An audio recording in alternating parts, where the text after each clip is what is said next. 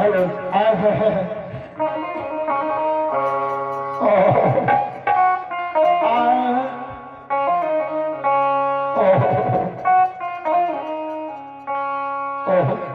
जी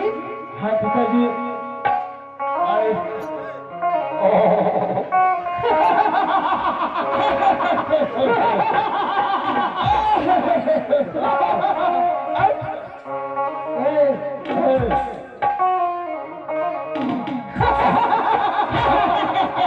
हम कैसे चलिए जी हम अपना बेटा के 500 रुपया देना चाहिए जरूर से जरूर दारू ला देते दारू नहीं पिताजी दारू ला दारू दारू हमारा है रंजीत हाँ पिताजी ला दारू हाँ थोड़ा दारू आए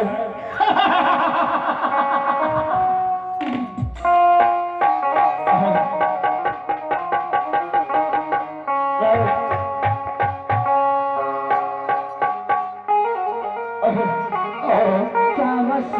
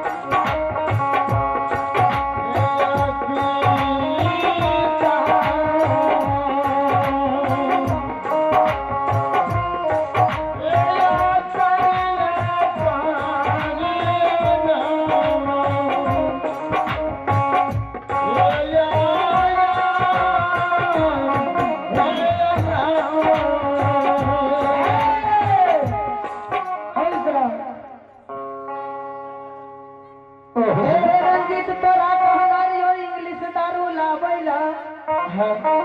तू कौन पानी वाला तू दारू लाइफ के दादल ही अंग्रेजी दारू चिने के था कौन से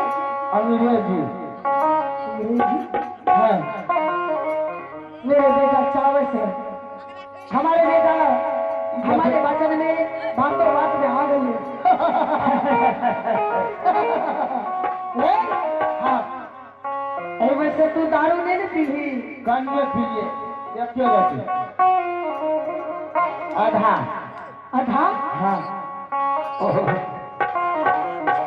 अरे हमरा चिन्हले तू पुलिस पुलिस का नाम रे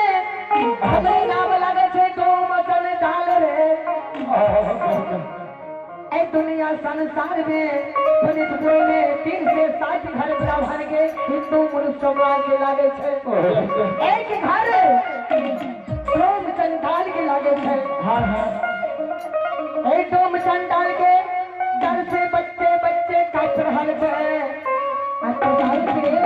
हमरे जन्मल हमरे सिखावे छी हमारे सामने में दारू पी